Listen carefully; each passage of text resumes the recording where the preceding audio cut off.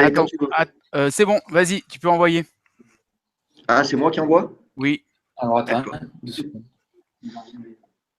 Bon, allez, donc on démarre ce hangout sur le thème du transfert du skill vers le jeu total ou vers le jeu réel de match.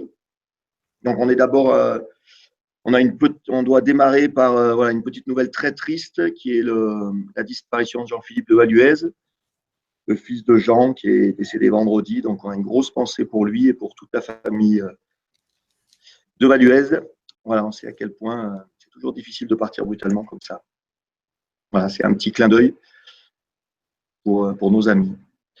Ceci étant, donc on est très heureux d'accueillir pour vraiment cette question sur ce transfert et sur cette question de formation, des gens de terrain, des gens qui sont complètement impliqués dans leur club et pour certains depuis de très nombreuses années sur cet aspect. Donc on a Freddy Mazot de la SM qui devrait nous rejoindre, mais la technique à Montferrand, c'est pas encore au point, donc on bataille pour ça. Steph Ferré qui est là avec nous du Loup. Salut Steph. C'est tout bon, ça marche pour Steph. C'est tout bon pour moi. Jean-Baptiste Massy bataille aussi sur l'aspect technique, ça devrait arriver. Renaud Dulin de Dax, qui était le premier connecté, comme quoi dans les Landes, ça fonctionne. Bonsoir à tous. Voilà. Et donc, il y a avec nous, parce qu'on a la chance d'être au séminaire Spirale de Quiberon à la voile. Donc, d'un côté, il y a Franck Doublier, qui est sur ma droite, qui fait partie de la DTN. Il y a Laurent Dupuis du rugby à 13. Et il y a David Fayola qui arrive en courant, qui était parti manger des huîtres, et qui arrive en courant, qui lui est sur le centre de formation et le pôle de Chambéry au hand. Voilà, donc on est super bien entouré. On va essayer de faire ça bien en 1 heure, mais on aura, comme ça, on pourra avoir des, entre guillemets, des constats ou des éclairages d'autres sports. Voilà. Nils, je te laisse envoyer le retour de ce qu'on a pu voir avec le questionnaire qui est parti à l'ensemble des entraîneurs sur ce thème-là, sur ce sujet-là, de notre jolie communauté apprenante. Voilà, donc Nils, il est au téléphone, donc il ne va pas pouvoir m'envoyer le questionnaire. Tout va bien. Bon, ben, je vais le présenter, moi, comme ça, avant, je vais pouvoir un peu expliquer. Donc, déjà, avant de commencer, je pense que c'est aussi bien de définir ce que c'est que le transfert. Donc, le transfert, on l'avait défini avec Jean et Pierre comme la capacité à réinvestir dans un match des connaissances acquises à l'entraînement. Donc là, l'objectif aujourd'hui, ça va être de tenter de définir quel type d'entraînement va permettre un meilleur transfert entre l'apprentissage d'une habileté à l'entraînement et son réinvestissement. Donc, on avait travaillé sur un questionnaire qu'on avait envoyé aux entraîneurs. On a eu quelques réponses. Un questionnaire en 3 temps. D'abord, où on avait interrogé les entraîneurs sur les questions qui se posaient sur le transfert en fonction du niveau des joueurs et de l'âge des joueurs.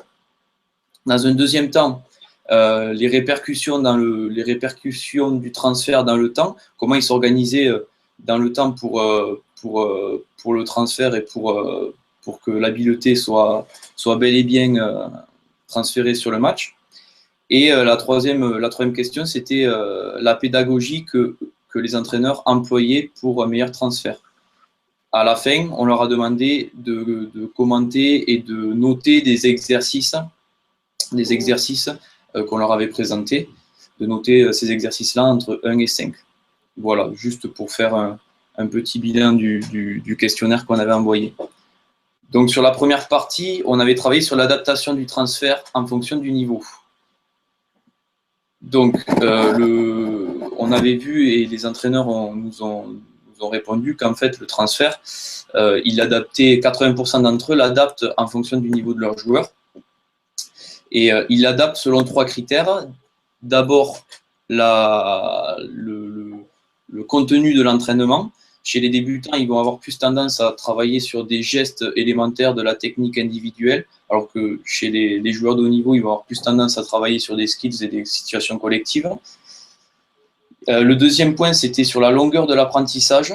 ils prennent beaucoup plus de temps avec les joueurs débutants, puisque ces joueurs-là ont besoin d'une contextualisation un peu plus poussée pour comprendre les situations et pouvoir se projeter en match quand ils sont en train de travailler sur les ateliers.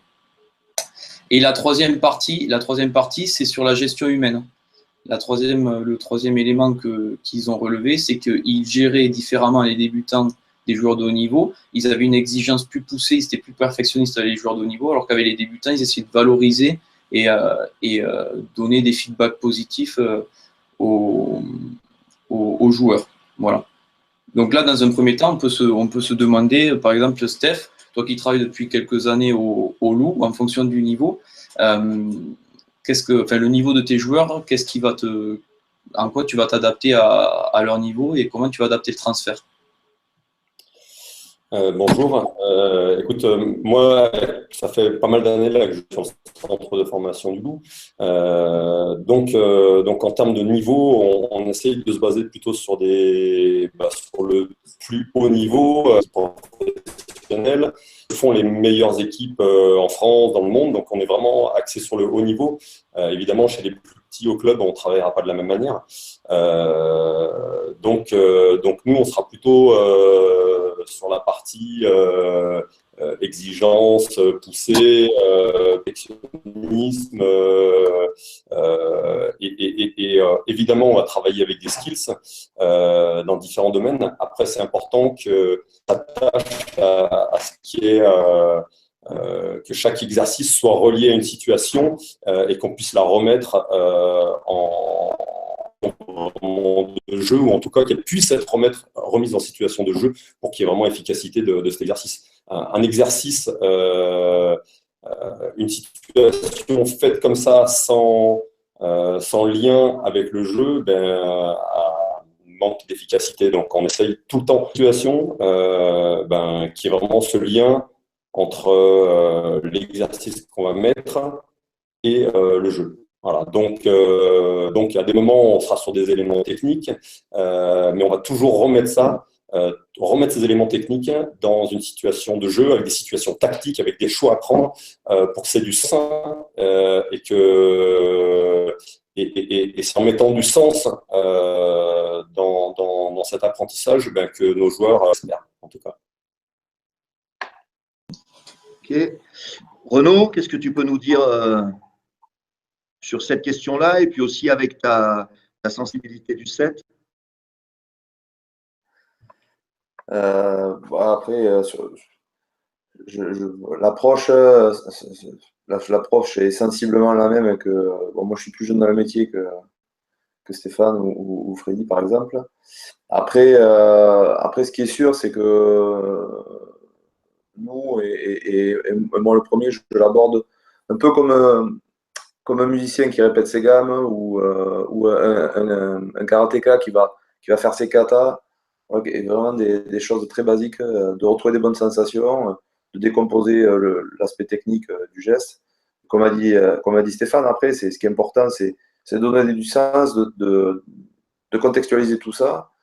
Mais nous, on travaille aussi énormément aussi sur l'aspect de l'individualisation de l'approche, c'est-à-dire que chaque individu est différent et il a des fois une technique propre à lui. Il y a des exemples au haut niveau. Je me souviens moi du 9 du Munster qui réalisait la passe d'une façon très personnelle et cette approche totalement personnelle aussi et la façon aussi de conceptualiser et donner du sens qu'à chaque joueur parce que chaque joueur voit les situations un peu différemment. Donc c'est d'arriver aussi à… Nous, on travaille énormément sur l'individualisation et la capacité aussi d'adapter les choses au niveau intellectuel, au niveau culturel de l'individu qu'on a. Bon, c'est très complexe, hein, mais voilà. Après, la démarche est sensiblement la même.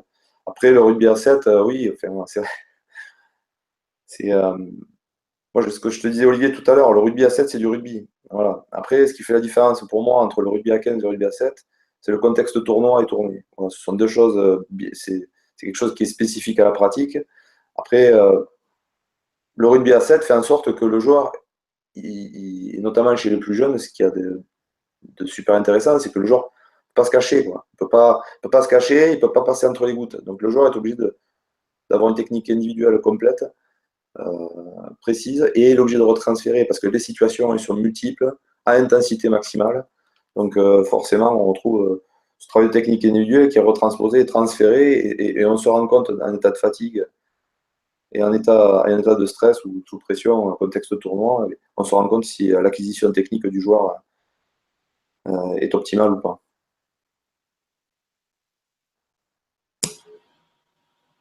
D'accord, ok.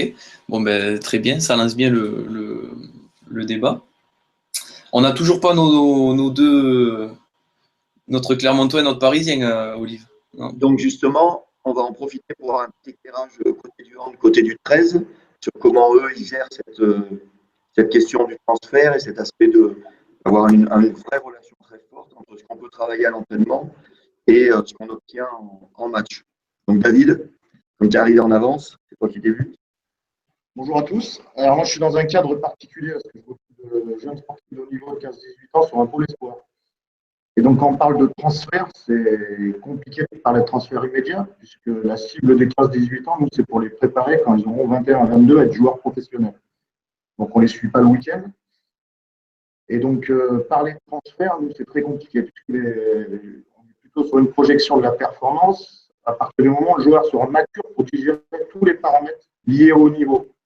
Donc, on a du temps pour les amener au plus près des contraintes de haut niveau. Je vais juste rebondir sur quelques terminologies. Nous, culturellement, quand même, sur le handball, on est beaucoup sur la notion de résolution de problèmes. On a banni un petit peu la terminologie de travail technique, mais plutôt sur ce qu'on appelle l'imbriquage technico-tactique. Donc, on a peu d'exercices et beaucoup de situations d'apprentissage. Vous m'entendez bien? Tu n'as pas coupé le micro? Non. On t'entend mieux là. D'accord. Là, ouais, là, c'est mieux. Ben, oui, moi, je suis un petit terrain, on entend d'habitude. Vous avez décroché où? Vous voulez que je reprenne? Ouais, Moi, j'entendais, mais pas très très bien.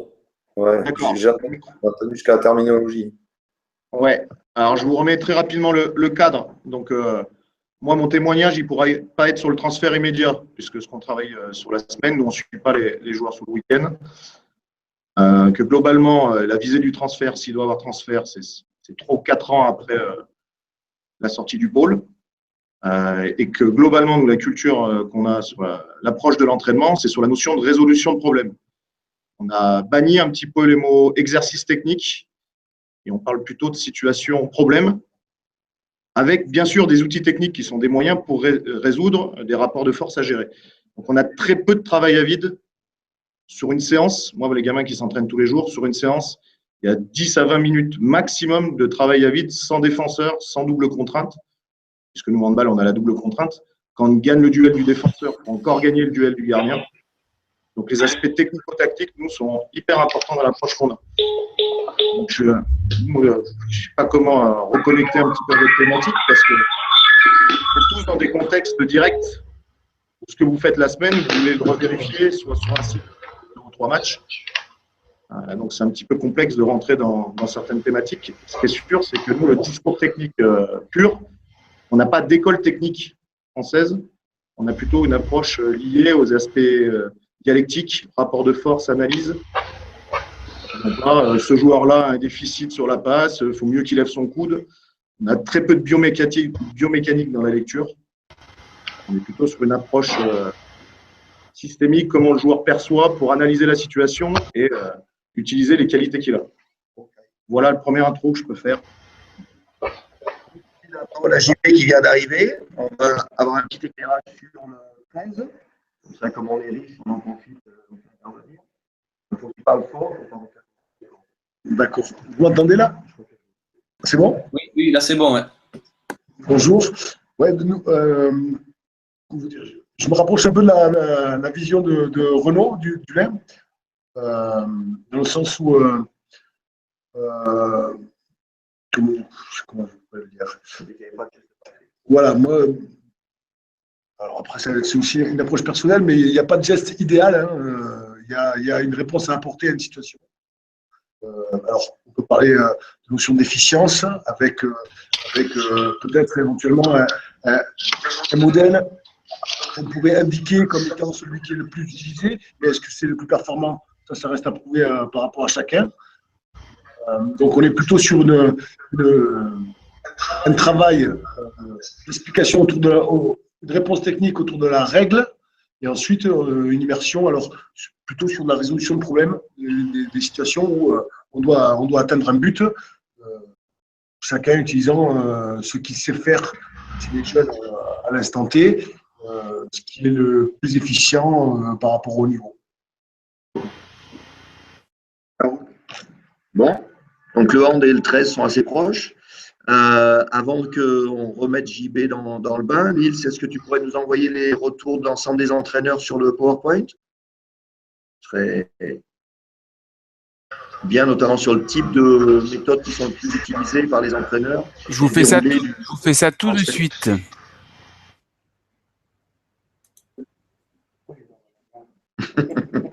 Vous m'entendez, Olivier, pendant ce temps-là?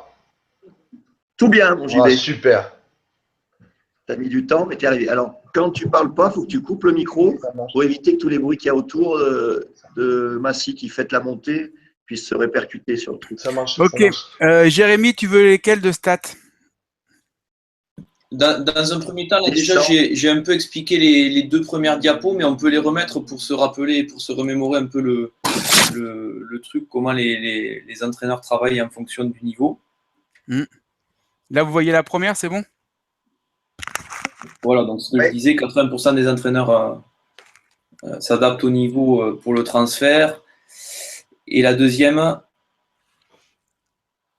voilà, donc c'est ce que je disais aussi, c'est que selon le niveau de leurs équipes, ils adaptent leur travail à l'entraînement et notamment leurs séances.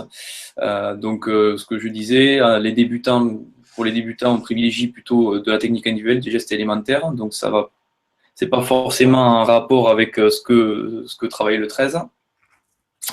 Des apprentissages plus longs et une gestion humaine plus basée sur la valorisation des feedbacks positifs pour encourager les joueurs. Voilà. Donc pour le haut niveau, évidemment, c'est différent, c'est plutôt des skills avec un apprentissage rapide et une exigence plutôt poussée. Voilà. Donc ce que je propose, c'est qu'on passe sur la deuxième partie, sur l'organisation dans le temps. Donc c'est bien, tout à l'heure on a parlé de travail sur le long terme. Les entraîneurs, sur les réponses qu'ils nous ont données, ils disent qu'ils préfèrent travailler sur la semaine, un travail sur une semaine plutôt qu'un travail sur une séance, pour un retour immédiat le week-end d'après. Donc c'est plutôt sur des séances programmées à différents temps dans la semaine sur tous les entraînements. Là-dessus, qu'est-ce que vous pouvez nous dire, vous, sur vos expériences ou vos fonctionnements sur les trois JB? Peut-être tu vas attaquer, comme tu n'as pas encore été sollicité. Ouais, bonjour à tous, je vous ai pas salué tous.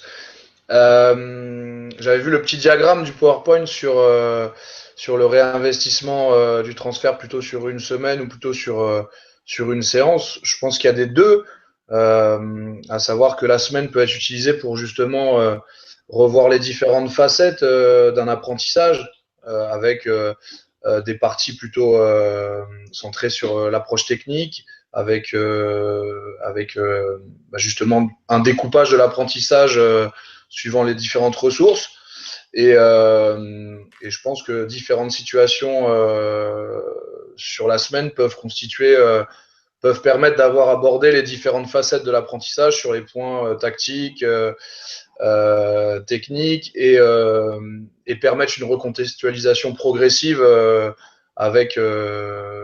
en gérant justement le niveau d'engagement pour à un moment donné sur la semaine, on retrouve un niveau d'engagement type match pour pouvoir être au plus près de la recontextualisation.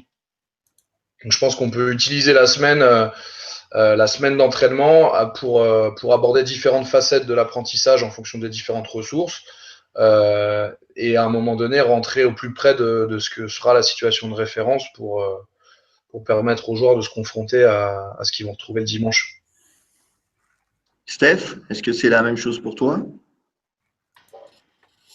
Écoute, oui, il y a des éléments de comparaison. Moi, je travaille aussi, enfin, je travaille dans un centre de formation, donc on est comme collègue du hand. En tout cas, moi, je suis pas entraîneur chaque week-end et je suis pas les joueurs et on est plutôt dans un fonctionnement où peut-être pas sur le long terme, mais sur le moyen terme pour faire progresser les joueurs. Les termes situation tactique, situation d'apprentissage, situation problème, c'est des termes qui me parlent bien de mon côté aussi. Après, par rapport au temps, nous, généralement, on est sur un fonctionnement où on est sur des cycles de travail. Je parle de travail centre de formation et on travaille sur des cycles de 3 semaines, 4 semaines de travail. Donc forcément, il y a de l'évolution chaque semaine et chaque week-end, on l'espère. Mais en tout cas, c'est un petit peu plus dans le temps, en tout cas qu'une semaine, parce que on prend le temps d'analyser l'ensemble, de décortiquer tout ça, de remettre ça en forme pour qu'il y ait évolution sur un cycle généralement de 3-4 semaines. Ok. Renaud, tu nous dis un petit mot?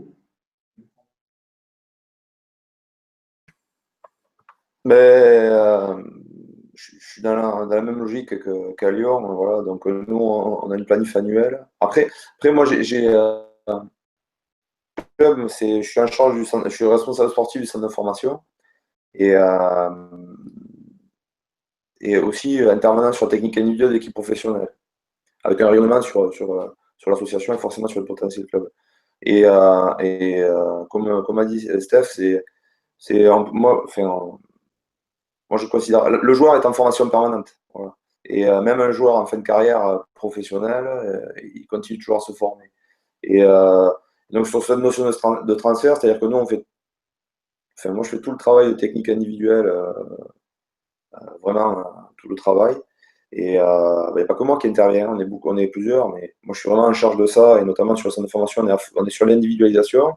Et après, sur le temps d'entraînement des collectifs, que ce soit l'équipe professionnelle ou un match le week-end dans les différentes équipes, bon, mais c'est ce qu'on essaie de retrouver. On essaie de voir si ce travail-là, il est restitué, et comment il s'approprie les choses et comment il les rend. Voilà. Et moi, je pense que c'est un travail au-delà de la semaine ou de l'entraînement. Comme a dit Stéphane, c'est un travail de très longue haleine.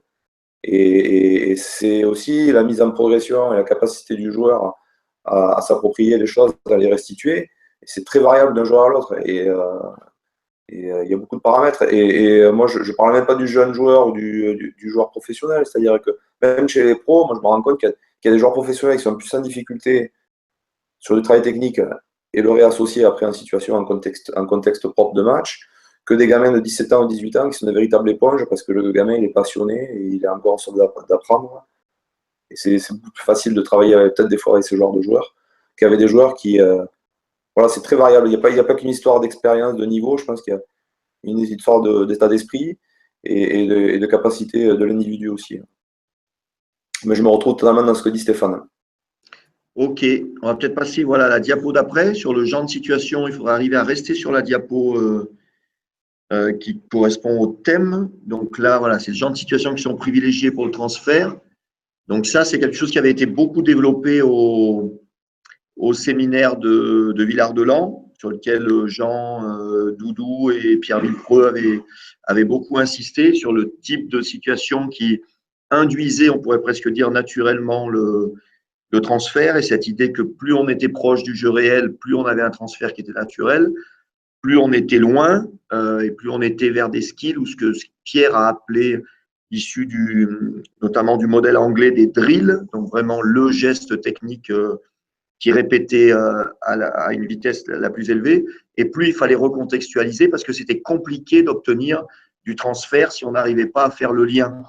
Il y avait un exemple qui était super intéressant, qui était la notion du nettoyage au sol, où si on ne remettait pas le truc dans le contexte, les joueurs, ils allaient systématiquement au sol pour refaire le truc qu'ils avaient fait dans l'exo d'avant. Donc, est-ce que là-dessus, sur le type de situation que vous privilégiez. Est-ce que vous pouvez développer un petit peu le type de contenu qui vous semble les plus performants par rapport à cette recherche de transfert? Steph? Oui, alors j'ai vu les interventions de Jean de Valuez, de Doudou et de Villepreux, c'était intéressant et plein de choses, évidemment, je partage plein de choses de tout ce qui a été dit. Nous, d'un point de vue pratique, les situations à collectif réduit en opposition, c'est des situations qui sont privilégiées. Alors oui, à des moments, on sort et on est sur quelques éléments techniques, mais qu'on remet sur des situations, on finit tout le temps de toute façon par des situations en opposition pour remettre du sens. Alors après, nous, on est sur des petits effectifs parce qu'on essaye d'être très efficace et très pointu sur ce qu'on demande aux joueurs, mais il y a toujours cette remise en situation qui est importante. Après, on aménage parce qu'on est dans un sport de contact où si on s'entraîne entre 12-15 heures par semaine. Si on fait 12-15 semaines à opposition réelle, et ben forcément, à la fin de la semaine ou à la fin du mois, il ne nous restera plus grand monde. Donc après, c'est adapté avec différentes choses sur l'intensité. À des moments, on augmente l'intensité, mais on protège les joueurs. En tout cas, tout un tas d'artistes qui peut nous permettre de mettre ces situations en opposition pour qu'il y ait, du sens. Je reviens à ce que je disais au début, quoi. C'est important qu'il y ait du sens. C'est important que, comme disait le collègue du hand, qu'on essaye de résoudre une situation, un problème donné. Et c'est ce qui permet aux joueurs de progresser et puis qu'il y ait une spirale positive et que le gars il se construise comme ça. Parce que s'il n'y a pas cette spirale positive, voilà, on file des billes, mais la semaine d'après, il faut en filer parce qu'il n'y a pas d'évolution. Alors que s'il y a du sens dans ce qu'on demande aux joueurs, si les joueurs comprennent pourquoi ils le font et à quel moment ils en ont besoin dans les situations, forcément, l'évolution est plus importante et plus importante dans le temps. Donc une meilleure acquisition, en tout cas, pour les joueurs. Ok. JB, sur votre semaine massicoise? Ouais, alors l'idée, j'étais pas là tout à l'heure pour la notion de transfert, mais que ce soit pour les jeunes ou pour les adultes, on a, je pense, le même objectif qui est de transformer le joueur avec forcément un contexte qui va pas être le même en fonction de si on a affaire à des jeunes ou à des plus vieux, et pas les mêmes problématiques non plus. La différence, je pense qu'on se rapporte quoi qu'il arrive à un processus d'apprentissage, c'est-à-dire on peut apprendre quand on est jeune et quand on est vieux, c'est ce que disait le collègue tout à l'heure. En situation de référence, je pense que la différence fondamentale entre des situations d'apprentissage où on arrive à faciliter, à zoomer sur une situation et à la faciliter et à mettre le joueur en réussite, c'est que dans le processus de décision, on est sur du conscient, c'est-à-dire que le joueur a le temps d'analyser, il a le temps de construire son action. Le transfert, je pense que ça vise à créer des automatismes et qu'on soit quasiment en situation de référence sur un processus de réflexe, c'est-à-dire à un signal, à une information qui est même une information très très précise, ce qu'on appelle des signaux. À un signal donné correspond une réponse motrice, mais sans toute la réflexion qu'on peut avoir sur une situation plutôt fermée où on a le temps de réfléchir. Donc l'idée, c'est de réussir à mettre le doigt sur ce genre de situation auxquelles correspondent des réponses motrices et petit à petit d'augmenter, on va dire, la pression, d'augmenter la vitesse, d'augmenter les différents paramètres qui vont nous permettre de nous rapprocher vers le match, en fait, pour que toutes ce qu'on aura travaillé sur ce qu'on appelle les skills puisse être réinvesti, mais avec sous forme d'automatisme, en fait. Et je pense qu'il y a apprentissage quand on est capable de faire de modifier les réponses motrices du joueur, mais que ces réponses arrivent de manière, on va dire, instinctive ou automatique. Et je pense que là, l'apprentissage, on est au bout de l'apprentissage. Donc je pense que le lien et la réussite entre une situation fermée de skills et la transformation de notre joueur sur ses compétences, c'est vraiment quand il est capable de réinvestir des choses sur des situations très fermées, sur une réflexion qui se rapproche de l'automatisme ou du réflexe. Ok. Renaud, c'est pareil pour dans ta partie. Et c'est toujours pareil, toi, tu as le lien avec le set, donc sur cette idée de transfert sur ce que tu appelais le même rugby. Non, mais voilà, mais après, comme mes collègues, je me retrouve pleinement aussi dans le handball aussi, dans ce qui a été dit, à savoir, il y a la capacité du joueur à se projeter aussi, c'est-à-dire à donner du sens à ce qu'il fait. C'est-à-dire que, après, il faut que le joueur soit en confiance sur son geste technique. Il connaît l'objectif à atteindre et peu importe quelque part la façon dont il réalise le geste, l'important c'est qu'il atteigne l'objectif. Mais il a besoin, comme un musicien, de répéter énormément ses gammes. Et après, le rugby à 7, c'est un excellent révélateur de transfert. C'est-à-dire qu'en situation. C'était un peu la teneur du dernier séminaire des centres de formation au mois de décembre aussi, lorsqu'on a discuté de cette réflexion qui est hyper intéressante de la Fédé sur la notion d'entraînement à haute intensité. C'est-à-dire que le rugby à 7 est l'exemple type même de ce que peut être une situation à haute intensité pour voir si le joueur il a toute la boîte à outils qu'il a à sa disposition, il est capable de la retransposer dans des situations de jeu, à haute intensité, en extrême fatigue, dans un contexte, notamment au rugby à 7, où en général, il y a les plus grands joueurs du monde, ou les futurs grands joueurs du 15, du moins sur les nations majeures, hormis la France. Et ça permet de voir si le joueur il a un réel potentiel, voilà. Et ce potentiel, s'il est capable de l'exprimer, et notamment ce qu'on appelle les situations à haute intensité ou à forte pression, voilà. Toujours cette histoire d'espace-temps et d'extrême fatigue pour voir si le geste. Il y a tout un mois. Il y a le travail de. Alors, moi, les skills, j'aime pas trop tous ces termes anglais, là. Travail d'habileté, je trouve ça.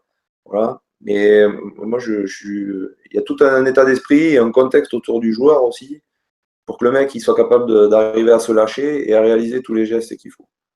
Et il y a aussi une histoire d'état d'esprit et de situation un peu psychologique favorable à l'expression du joueur dans le collectif. Voilà. Ok. Jérém, avant qu'on passe à la partie des situations qu'on avait choisies là sur la vidéo, est-ce qu'il y a d'autres choses que tu vois de l'enquête qui a été menée auprès des entraîneurs Moi, je me retrouve, enfin, je trouve que les trois réponses sont vraiment très intéressantes parce qu'il y a un retour sur le sens et les catégories de gestes qu'on peut mettre en place sur les exercices. Et c'est vrai que ça, il y a beaucoup d'études qui le disent, c'est que les joueurs se structurent quand même sur des catégories de gestes. Alors, les gestes sont jamais les mêmes, hein, selon les situations de match, etc. Mais les joueurs sont capables de puiser dans leur expérience dans des catégories de gestes qu'ils ont déjà fait des dizaines de fois l'entraînement. Donc c'est vrai que cette notion de répétition de petites situations, de skills, désolé Renaud, j'utilise le mot anglais, de skills, c'est plutôt intéressant. Ouais. Donc on va passer à la pédagogie peut-être. Juste pour rebondir, Jérémy, sur ce que tu dis, j'avais lu dans le diapo on avait dit que le transfert était souvent plus rapide chez des joueurs aguerris par rapport à des jeunes.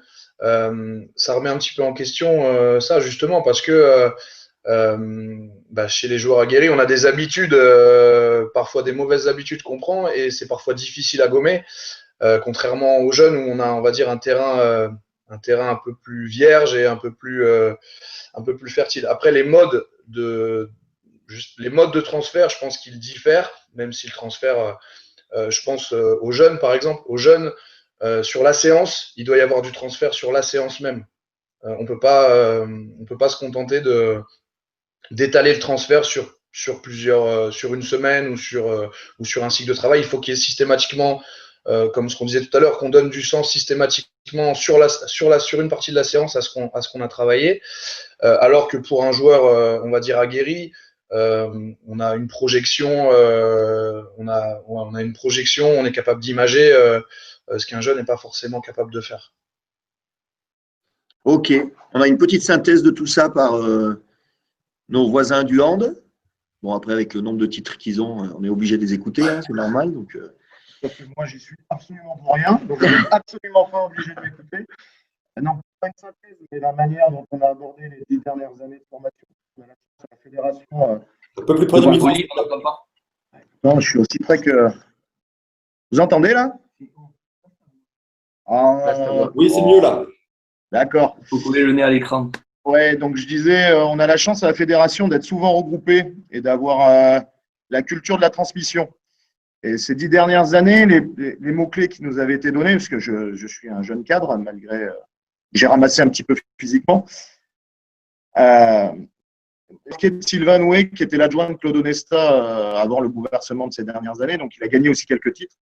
Et il nous avait dit, la porte d'entrée sur les jeunes joueurs, c'est d'essayer de passer par comprendre pour faire, faire pour comprendre. Alors, je vais vous l'illustrer derrière.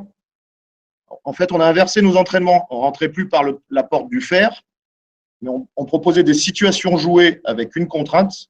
On faisait émerger les points forts individuels et techniques et la lecture de jeu.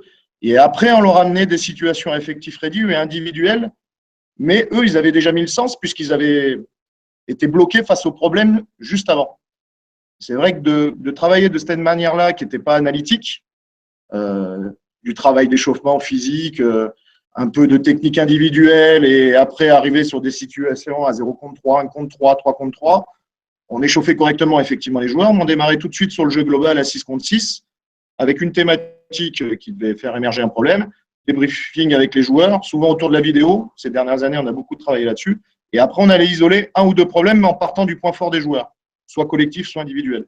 Et donc, le comprendre pour faire et faire pour comprendre nous a obligés de préparer les entraînements de manière différente. Donc, c'était plus un éclairage sur la manière dont on a géré les choses que… Alors, nous, la tranche cible, c'est le 14-21, en sachant que la particularité, c'est que les pôles espoirs sont imbriqués avec les centres de formation. Moi, je travaille sur Chambéry et mes jeunes joueurs travaillent avec les joueurs du centre de formation. On est en co-entraînement avec l'entraîneur du centre. Donc, on a aussi une mutualisation des moyens, des ressources. On a une coprogrammation. Donc, on essaye très vite de pouvoir mettre les meilleurs jeunes joueurs avec les meilleurs joueurs des 21-22 qui peuvent se retrouver le week-end en pro et inversement. Donc, on mixe beaucoup les entraînements. Je ne suis pas sûr qu'au rugby, vous puissiez les faire pour des raisons de contraintes physiques. Voilà. D'accord. Le pôle s'entraîne, ne s'entraîne pas encore avec Massy, mais ça pourrait venir. Bon, et donc c'est une remarque qui était vraiment intéressante par rapport à la démarche qu'on a plutôt l'habitude d'avoir au rugby. Et ça renvoie beaucoup à ce que Pierre, Jean avaient beaucoup mis en avant au séminaire à Villa, avec cette notion du jeu et d'apprendre par le jeu, et y compris d'apprendre la technique individuelle au travers du jeu, en isolant certaines choses ou en mettant des thèmes très précis de ce que Jean appelle des sports principes. Et ça, je pense qu'il y a vraiment quelque chose autour de cet aspect-là que la notion de transfert, elle est super intéressante. Nils, est-ce que vous avez des remarques ou est-ce que Nils nous envoie une ou deux vidéos pour imager les différents types d'entraînement qu'on avait séquencés? Peut-être commencer par le bas. Après, il y avait l'aspect pédagogique aussi, la relation entraîneur-joueur qui était intéressante aussi. Et on avait vu en fait sur les chiffres que en gros les entraîneurs préféraient travailler et ne pas induire de réponse, ne pas forcément agir de suite sur les ateliers et les exercices qu'ils proposaient, mais plutôt de suite, plutôt laisser les joueurs trouver les solutions tout seuls. Ça c'était sur le graphique. Là on le voit pas. Nils? Est-ce que tu peux passer le diaporama que ce soit plus gros pour tout le monde? Mais là, je l'ai mis, là. Ah bon? Ah, là, ça y est. Ah, C'est bon? C'est bon, là. il faut qu'on coupe nos micros. C'est bon, là, ou pas? Ok. C'était celle-là que tu voulais, Jérémy. Oui, voilà, c'est celle-là. Donc, en fait, les réponses les plus fortes, ce sont toujours les réponses où. Alors, attendez, je le retrouve. Ce qu'ils ont préféré, les entraîneurs, c'est les trois styles d'échange avec les joueurs. C'est discuter avec les joueurs après l'atelier. Dans un second temps, couper l'atelier en 2 parties pour introduire les solutions au milieu. Et la troisième solution qui avait été préférée, c'est laisser les joueurs trouver les solutions, mais vraiment tout seuls. Donc après, je ne sais pas ce que vous en pensez, vous, au niveau de la pédagogie que vous empruntez avec vos joueurs. JB, peut-être? Ouais, mais je pense qu'encore une fois, il y a deux choses. Chez les jeunes, je pense que c'est évident qu'il est important de les confronter à une situation problème et leur permettre de trouver les solutions d'eux-mêmes par des situations qui sont aménagées et facilitantes au départ. Après, je sais pas, j'étais joueur il y a pas longtemps. Je suis pas sûr que pour des adultes, pour des joueurs de haut niveau, la pédagogie soit la même. Je pense qu'un jeune doit comprendre pourquoi, alors qu'un joueur senior ou un joueur de haut niveau doit être convaincu plus que de comprendre. Il doit être convaincu que la solution qu'on lui propose, c'est une solution efficace. Même si la solution on lui apporte sur un plateau et qu'on lui fait travailler directement dans les détails sans forcément qu'il soit passé par une situation globale où il a été en difficulté. Je pense qu'une vidéo d'un match avec un zoom peut largement suffire. Alors que le jeune doit être confronté de manière, on va dire, physique à un problème et déboucher sur des situations qui l'amènent à trouver les solutions. Je pense que c'est un peu différent sur la formation ou sur l'entraînement de haut niveau.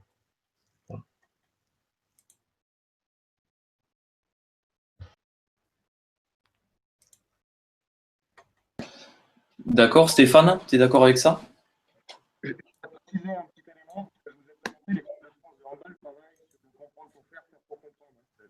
On n'entend pas du tout là. Ah, j'avais bien placé ma voix.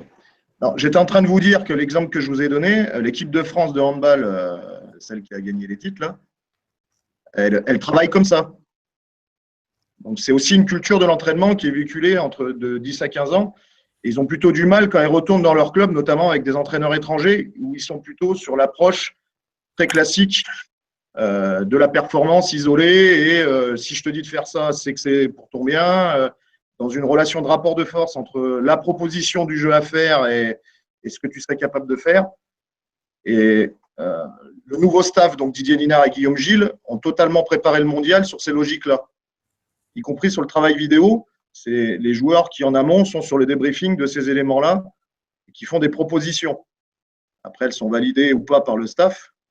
Mais l'idée, c'est de travailler dans ce sens-là, y compris avec les seniors. Bon. On va démarrer sur une situation vidéo de drill. Lui faire un drill, un skill et puis un truc aménagé. Ouais, c'est la 4e, Nils, la 4e vidéo.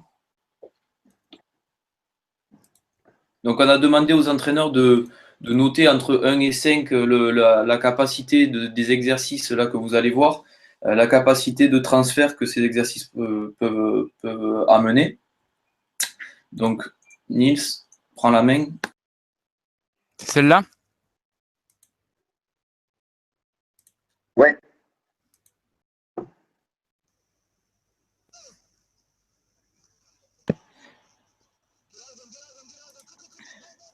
Nils, pour qu'on te voit à l'écran, il faut que tu parles. Il faut que tu parles, qu'on voit l'atelier en départ. Et après, nous, on coupe nos micros. Ok, c'est bon. C'est bon là?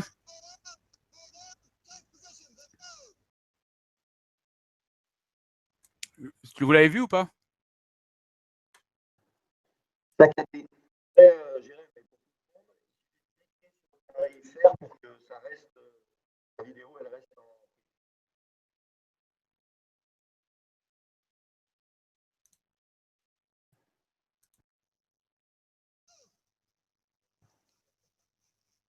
Tu la relances?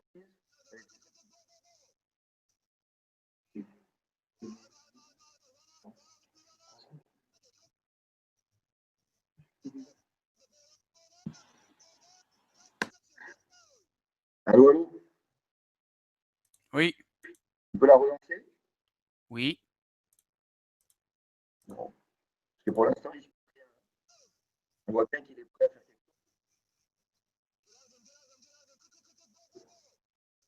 chose. Il a un grand chose.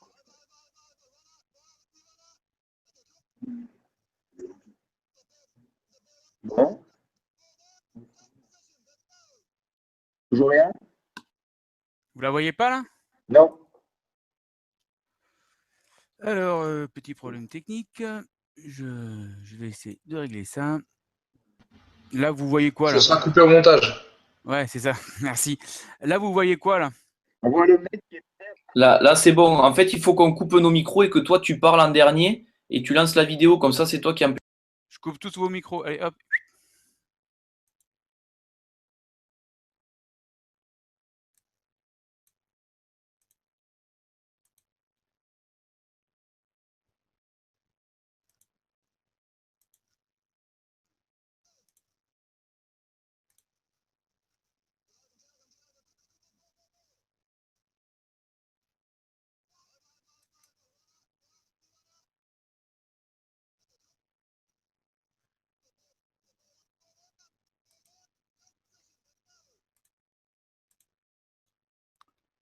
Bah, en fait, Jérém, je crois qu'avec ton PowerPoint, je peux pas la lancer la vidéo.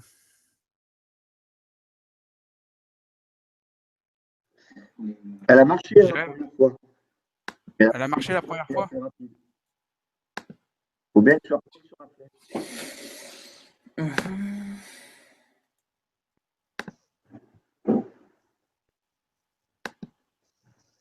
Bon, c'est pas grave. C'est bon là ou pas? Non, c'est tout ce que c'est un drill. Donc en gros, la question, c'est pour vous, qu'est-ce qui fait qu'on arrive à faire en sorte qu'un drill soit réinvestissable de la manière la plus rapide et la plus efficace au sein d'un jeu complet? Voilà, la question, ce serait celle-ci. Renaud, tu nous dis? Nils, je t'ai mis le lien là.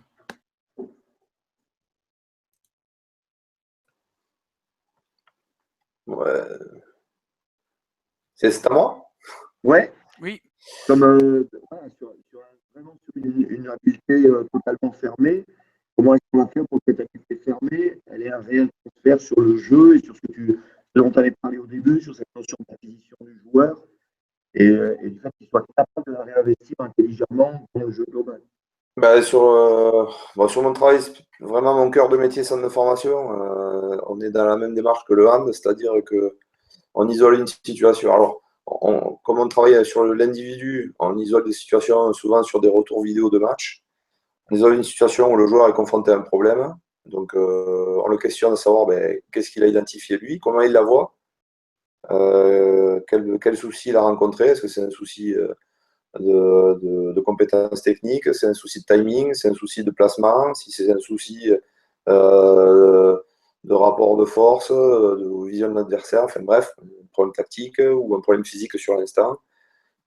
Et après, on essaie d'identifier, on essaie de faire émerger les solutions par le joueur.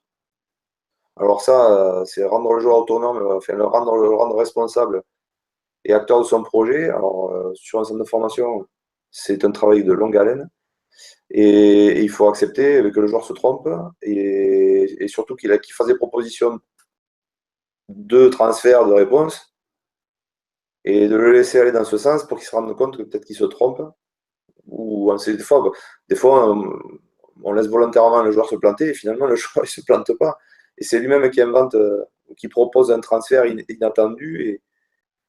Moi, j'ai eu l'intervention, on a fait un séminaire à centre de formation, une intervention d'un collègue du hand qui nous expliquait comment ils a été venus avec Jackson Richardson à la défense en 1-5, c'est ça, il me semble. Il y a une histoire comme ça. C'est lui qui avait totalement Oui. inventé ça. Et en fait, c'était venu d'une situation de problème où lui, il avait fait son truc à lui et que les autres s'étaient adaptés et qu'il avait créé lui-même cette défense-là. Donc, je rejoins un peu ce qui a été dit avant, aussi dans le sens où il est, pour moi, pour que le transfert soit durable et que aussi le joueur puisse s'adapter parce que le jeu évolue, l'évolution de la règle, la compétence des joueurs, les contextes évoluent. Il faut que le joueur s'approprie et soit force de proposition et qui propose des choses. Peu importe, il faut créer le contexte et peu importe la solution qu'ils trouvent, c'est faire en sorte qu'ils atteignent l'objectif et accepter qu'ils se trompent.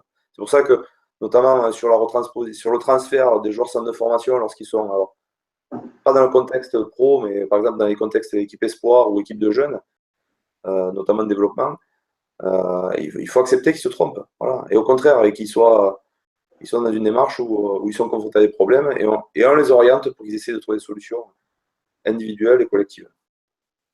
Enfin, voilà ma vision des choses là-dessus. Ok. Steph,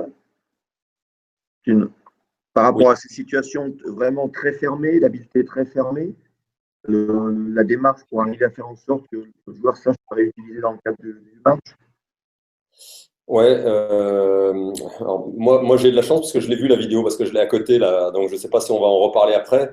En tout cas, sur ce qui a été dit avant, de mon côté, on parlait de situation problème, donc en termes de pédagogie, on questionne, on fait émerger les réponses.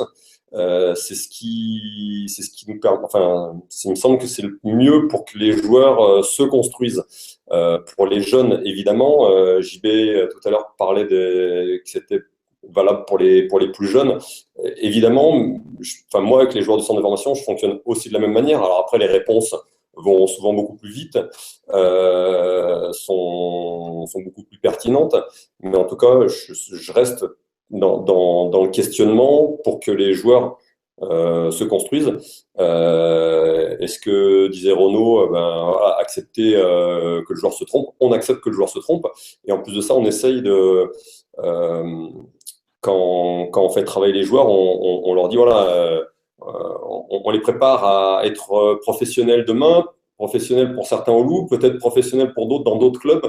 Donc, on évoque toutes les possibilités qu'il peut y avoir sur chaque situation. On va leur dire, voilà, nous, au club, on va préférer celle-ci, mais après, dans d'autres clubs, peut-être qu'il pourrait y avoir, ça peut se faire d'une autre manière. Donc, on essaye de voir un petit peu les différentes possibilités qu'il peut y avoir.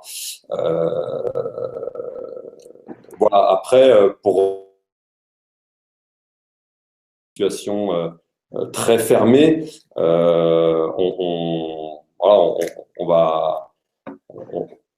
ce que je disais tout à l'heure, on va rester sur quelque chose. Il faut que ça soit lié à une situation problème avant. On ne peut pas le décontextualiser et faire quelque chose sans que ça soit lié. Je ne sais pas, j'espère qu'on va voir la petite vidéo là, qui personnellement me fait pas trop rêver, quoi, parce on l'a vu là, elle est passée plusieurs fois et on voit plein. Il y a plein de choses différentes qu'on peut travailler, qui ne le sont pas forcément très bien, avec peu de corrections. Si on est sur une situation fermée, à ce moment-là, il faut être très précis sur les attendus et sur ce qu'on veut voir. Et l'exemple, j'espère qu'on va finir par le voir, pour moi, il y a peu de précision dans ce qui est demandé. Voilà, donc, surtout dans ce qui est réalisé. Surtout dans ce qui est réalisé, tout à fait.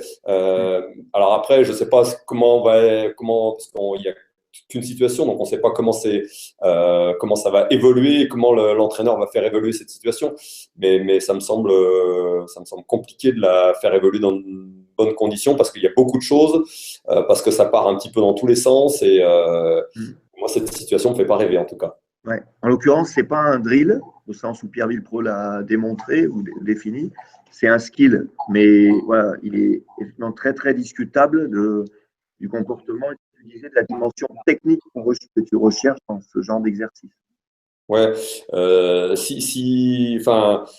là-dedans, je peux travailler d'items différents, quoi. Si je veux vraiment travailler sur un élément technique, quoi, je peux travailler sur euh,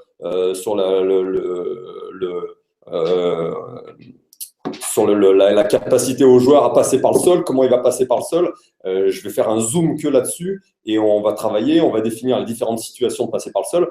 On va définir que déjà c'est un accident et qu'on va tout faire pour rester debout. Et dans les situations qu'on va mettre, on va lier ça à des situations problèmes où le gars, s'il peut rester debout, ben, il reste debout. Par contre, s'il passe par le sol, qu'est-ce qu'il doit faire? Voilà, je prends cet exemple parce qu'au début, le gars, on le voit tomber par le sol, mais on sait pas bien la situation. Il y a un gars qui fait semblant de le plaquer, qui le touche à peine. Nous, de notre côté, on va isoler ça et on va faire travailler par rapport à ce qu'on attend, par rapport au plus haut niveau, pour être efficace sur un élément et pas sur 25. Tout à fait. JB, tu as ta sensibilité par rapport à ce exercice?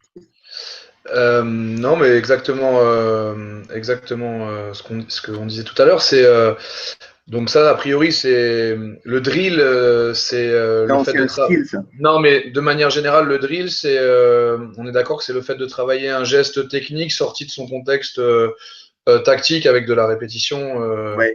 C'est un seul geste très précis, répété à vitesse maximum. Où on le lie pas forcément à une situation donnée, à des aspects tactiques. Donc, pour qu'il y ait transfert à partir d'un drill, l'étape, ce serait justement de commencer à le mettre en lien avec une situation donnée, c'est-à-dire dans tel rapport de force, voilà quelle réponse motrice est souhaitée.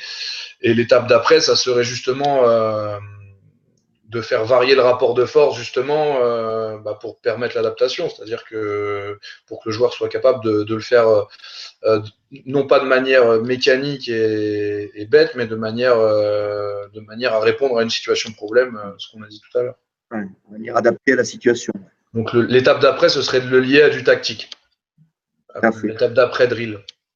Voilà. Est-ce qu'on a une situation qui est plus qui est plus proche du transfert et qui est plus une situation intégrée de ce qu'on avait vu que les entraîneurs privilégiés certes un travail sur un groupe réduit, mais avec vraiment l'ensemble des contraintes du jeu. Essaye la première sur le PowerPoint, Nils, la première vidéo. Ça correspond à laquelle dans celle que tu m'as envoyée? C'est vraiment la première sur la vidéo, la première de toutes les vidéos. D'accord. Avec les boucliers, là. D'accord.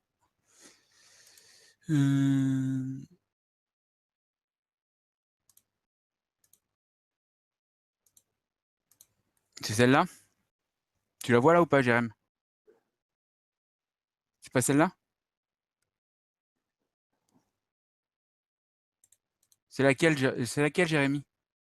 Va sur le PowerPoint, c'est la première du PowerPoint. Là, celle-là, c'est plus skills encore.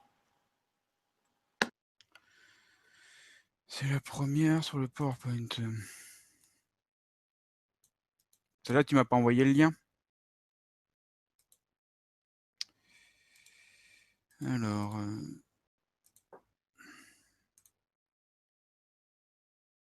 Comme on avait dit qu'on ne dépasserait pas l'heure, on va peut-être accélérer le temps que tu recherches la vidéo qu'on pourra trouver. Mais ce qui serait peut-être pas mal, c'est que chacun fasse une synthèse de qu'on avait essayé de faire à la fin de la discussion d'avant.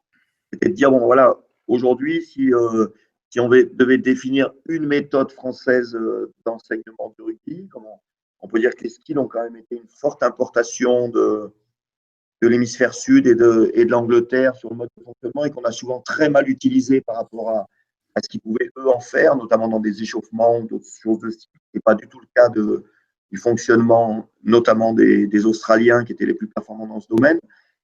Comment vous, aujourd'hui, est-ce que vous voyez vraiment ce qui serait une marque française d'enseignement du rugby dans cette idée d'être le plus proche possible sur le plan péda du transfert et de la réintégration de tout ce qu'on peut apprendre dans le cadre du match de manière intelligente? Est-ce qu'il y a des choses qui vous paraissent clés, essentielles et qui sont les bases de votre enseignement dans ce que vous faites dans vos clubs? Est-ce que chacun pourrait synthétiser quelque chose là-dessus? Et puis après, on demandera à nos invités là de la même chose.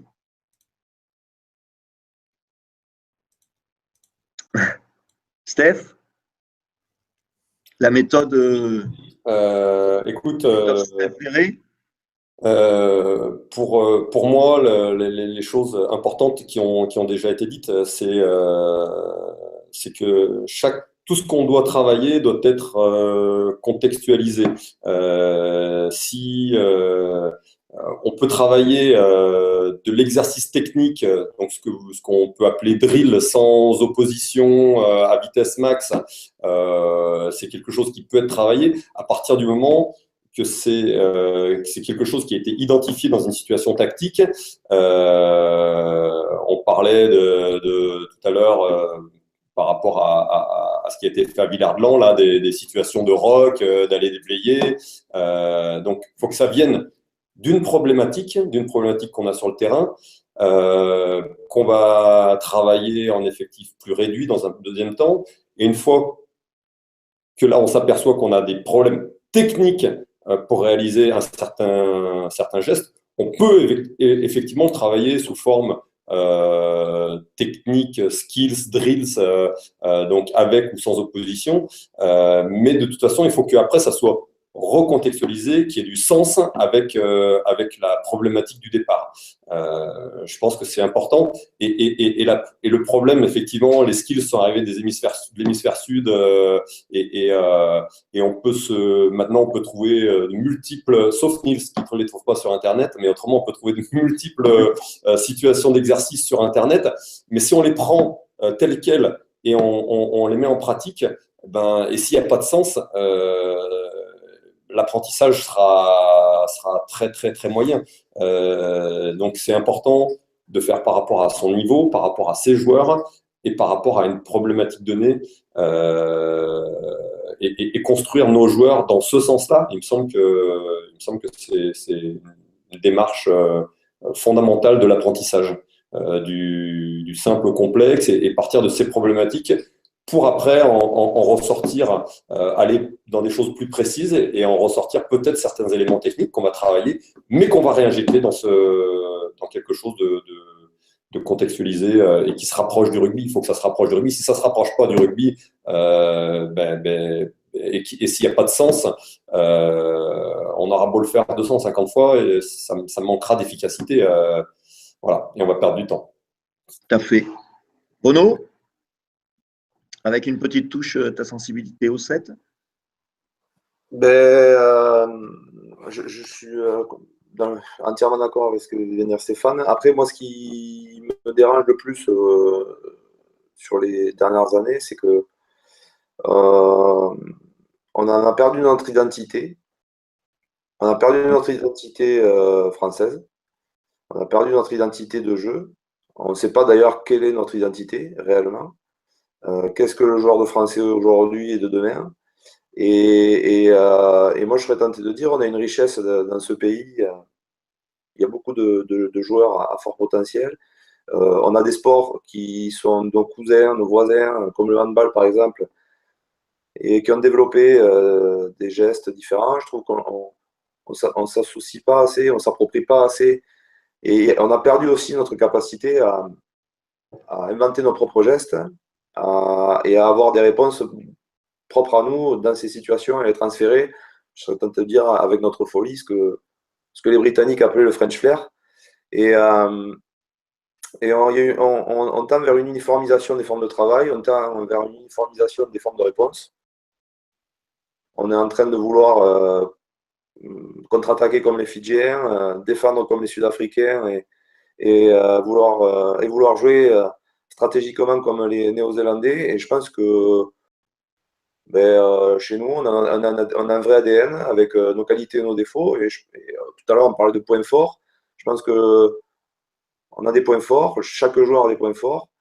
Et aujourd'hui, c'est de construire tous les outils pour que nos points forts français puissent émerger et puissent être transposés dans les situations de jeu, à quel que soit le niveau et quelle que soit la pratique. Et c'est pareil, sur le rugby à 7, on avait une culture propre à nous. Moi, quand j'y étais, on n'avait pas beaucoup de moyens. on a quand même réussi à faire un quart de finale de Coupe du Monde.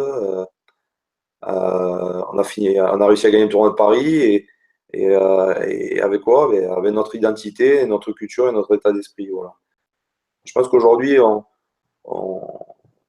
a envie de copier les autres, mais je pense qu'on a beaucoup de force chez nous en France. Il y a beaucoup de joueurs, on a quand même plus de 450 000 licenciés, on a beaucoup de compétences. Je pense qu'on a beaucoup à apprendre dans des sports comme le basket, le hand, même les sports de combat français, le judo, tout ce genre de choses. Et que les joueurs, baignant là-dedans, baignant dans tout ça, nous inventent des nouvelles choses, des nouvelles réponses et qu'on surprenne tout le monde sur le niveau international. Ok. JB, sur la méthode Made in Massive. Ouais, non, je vais synthétiser les synthèses parce que je rejoins complètement ce qui a été dit. Le skills, je pense qu'on a l'appellation qui est arrivée il y a pas longtemps, mais c'est quelque chose qui existait déjà. Le skills, ça doit rester, je pense, une étape de l'apprentissage. On doit continuer à prendre en compte les ressources des publics qu'on a en face de nous. Aujourd'hui, je pense que le gros souci vient du fait que le skills prend une trop grande part sur les formes d'entraînement, notamment chez les jeunes, où les jeunes se retrouvent pas suffisamment dans des situations où on laisse une grosse part à la prise d'initiative et qu'on ferme trop les situations, notamment chez les jeunes. Je pense que si on se compare aux All Blacks et aux gamins de Nouvelle-Zélande, la grosse différence, c'est que à 14 ans, les gamins là-bas, ils savent tout faire avec un ballon. Et je pense qu'il faut qu'on arrive notamment en école de rugby et dès le plus jeune âge à retrouver des bases solides d'un point de vue technique. Parce qu'aujourd'hui, la grande différence, elle est là. Et après, on essaye de copier plutôt que d'adapter. Et je pense que voilà, le skills doit être un outil de l'apprentissage et doit pas être une forme d'entraînement privilégiée par rapport à du jeu où on peut permettre aux jeunes notamment de trouver des réponses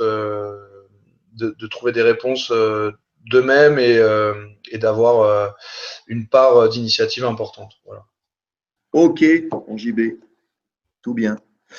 Nos petits invités, parce que Franck Doublier, comme il n'a pas beaucoup participé, c'est lui qui va devoir conclure. Donc, un petit mot sur le monde, avant que 13 nous dise un mot. Je vais essayer de m'approcher du micro pour que ça marche, cette fois-ci. Peut-être pas forcément une synthèse de ce que vous avez dit, puisque ce qui est intéressant surtout, c'est ce que vous êtes en train de faire là. C'est partager des éléments de problématiques que vous avez chacun dans vos côtés, avec vos cultures, vos typicités, rugby à 7, à 15, pas les mêmes régions. Ouverture sur les autres sports, je pense que c'est une des pistes. Nous, on continue énormément à se re-questionner là-dessus. Et l'élément qu'on a systématiquement en tête, c'est de se dire, à partir du moment où on est arrivé à un résultat, si on produit le même jeu au prochain championnat du monde, on sera en retard sur les autres.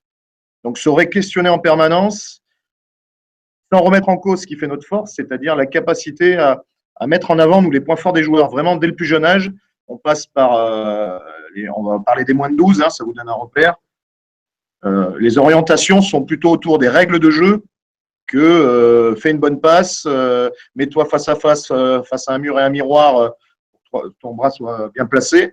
C'est un peu aspiré de la NBA où les gamins progressent seuls de manière sauvage sur des playgrounds où ils n'ont pas besoin d'entraîneur. Et moi, en conclusion, j'ai envie de dire, des fois, on est plus un inhibiteur qu'un facilitateur de créativité. Et on essaye en handball de garder cette logique-là. Donc, raisonnons aussi pédagogie positive et pas pédagogie des manques. Voilà. Le petit mot du 13 Juste avant, c'était de vous remercier d'avoir participé à cette réflexion, parce que c'est très riche justement de partager. Donc, cette ouverture à les sports.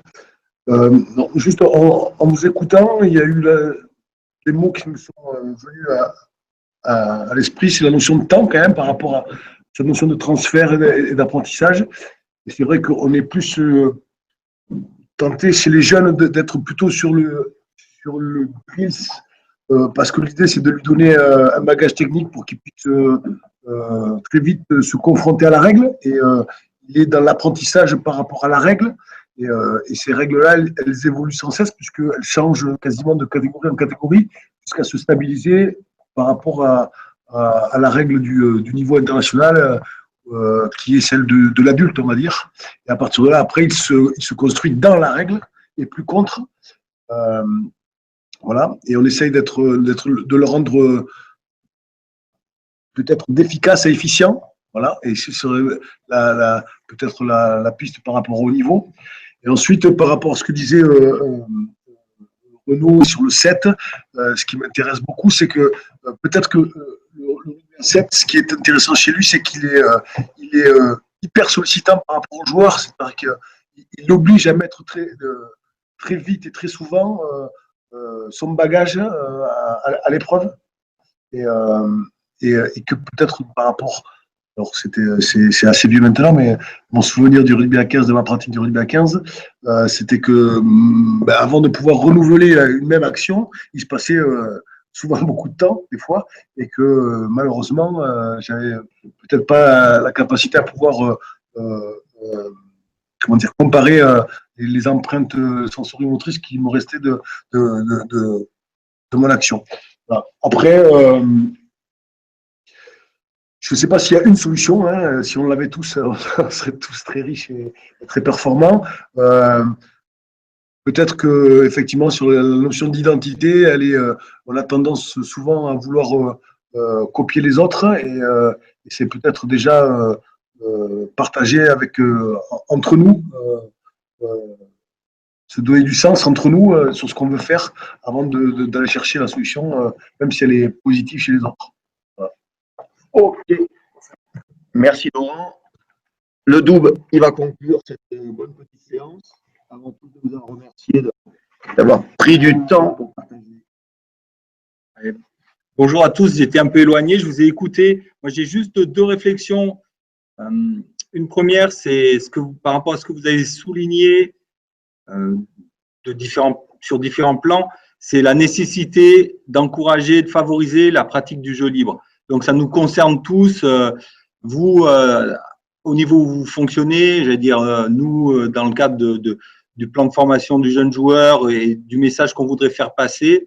Donc, ça veut dire, au niveau de nos structures, d'être capable de favoriser cette pratique de jeu libre qui, on le voit, pour des joueurs experts, est incontournable dans leur pratique de haute performance. C'est un premier point. Et le deuxième point, c'est à travers cette peut-être nouvelle génération d'entraîneurs, je crois qu'on a vraiment des qualités et une vision à la fois à long terme et immédiate de ce vers quoi on peut tendre pour arriver à la haute performance. Donc, je suis fier de voir ce qui se passe dans le rugby français.